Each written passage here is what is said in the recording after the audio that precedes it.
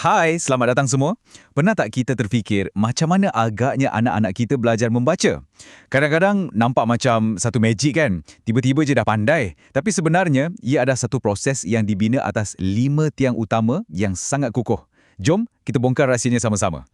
Cuba kita bayangkan sekejap, macam mana seorang kanak-kanak boleh bertukar daripada tak kenal satu huruf pun kepada boleh baca sebuah buku cerita sendirian. Ini soalan yang selalu bermain dalam fikiran ramai ibu bapa dan juga para pendidik. Dan walaupun ia nampak macam magic, percayalah proses ni sebenarnya bukanlah satu keajaiban. Sebaliknya, ia adalah satu proses yang sangat berstruktur, boleh difahami dan yang paling penting, ia boleh diajar. Dan rahsianya terletak pada nombor ini. 5.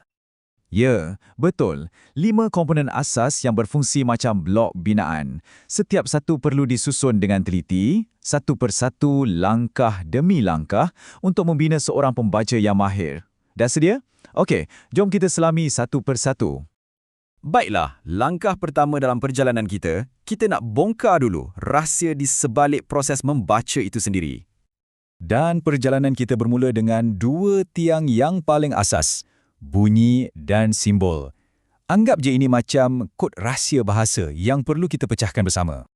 Tiang pertama kita ialah kesedaran fonologi. Dan ini yang menarik.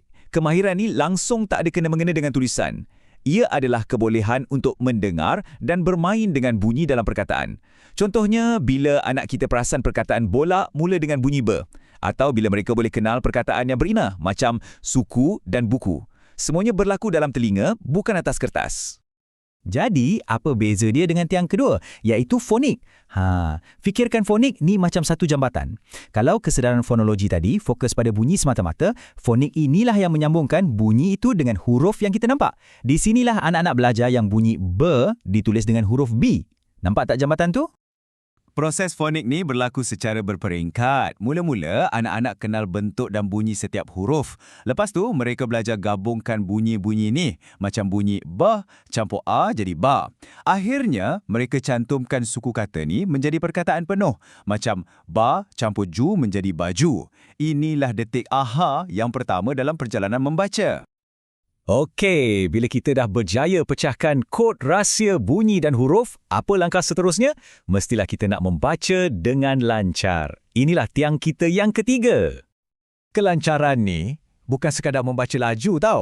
Ia adalah gabungan 3 perkara penting. Membaca dengan tepat, pada kelajuan yang sesuai dan yang paling penting, dengan ekspresi dan intonasi yang betul. Pendek kata, bunyinya macam kita tengah bercakap, bukan macam robot tengah membaca. Dan kenapa kelancaran ini sangat-sangat kritikal? Petikan ini menjawab segalanya. Jika otak sibuk memproses bunyi, ia lupa untuk memproses makna. Mendalam kan? Maksudnya, kelancaran ini sebenarnya membebaskan otak kita daripada tugas mengeja yang berat supaya otak boleh fokus pada kerja yang lebih penting, iaitu faham apa yang dibaca. Kita boleh nampak beza dia kat sini. Bila bacaan persekat-sekat macam be, a, ba, ju, otak kita jadi penat semata-mata nak bunyikan perkataan. Tapi bila dah lancar, baju, otak kita terus bebas untuk fikir. Oh, baju, aku tahu apa benda tu.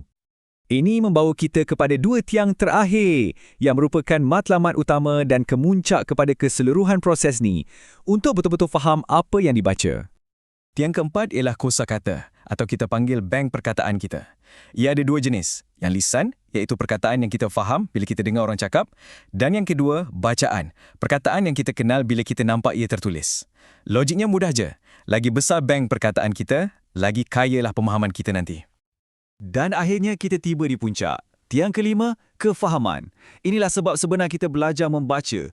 Bukan setakat nak bunyikan huruf, tapi untuk faham mesej, idea dan cerita yang tersembunyi di sebalik tulisan tu. Kefahaman ni bukan proses pasif tau. Sebenarnya, otak kita tengah ligat bekerja. Kita bayangkan cerita tu dalam kepala, kita teka apa agaknya akan jadi lepas ni, kita tanya soalan, dan yang paling best, kita kaitkan apa yang dibaca tu dengan hidup kita sendiri. Ia satu proses yang sangat aktif. Okey, sekarang jom kita zoom out sikit dan lihat macam mana kelima-lima tiang ni berfungsi dalam gambaran yang lebih besar, terutamanya dalam konteks pendidikan di negara kita.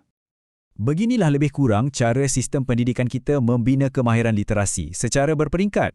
Ia bermula dengan asas iaitu kenal huruf, kemudian naik ke suku kata, perkataan, ayat mudah dan akhirnya barulah ke petikan yang lebih panjang. Kita boleh nampakkan macam mana kelima-lima tiang yang kita bincangkan tadi diterapkan dalam setiap langkah ni. Dan penting untuk kita ingat, membaca ni tak wujud sendirian. Ia sebenarnya sebahagian daripada satu kitaran holistik yang saling berkait rapat. Mendengar, bertutur, membaca dan menulis. Setiap kemahiran ni saling menyokong dan menguatkan antara satu sama lain. Jadi, sebagai rumusan, inilah dia 5 tiang utama literasi kita. Bermula dengan kesedaran fonologi untuk bunyi, kemudian fonik yang menyambungkan bunyi dan huruf, disusuli kelancaran untuk membaca dengan fasih, kosakata untuk membina bank perkataan, dan akhirnya kefahaman untuk memahami makna sebenar. Setiap satu tiang ini amatlah penting dan tak boleh diabaikan. Setelah faham kelima-lima tiang asas ni, persoalan yang tinggal ialah bagaimana kita sebagai ibu bapa atau pendidik boleh tukarkan semua teori ni kepada aktiviti yang praktikal, menyeronokkan dan berkesan untuk anak-anak kita. Itu satu soalan yang menarik untuk kita fikir-fikirkan bersama.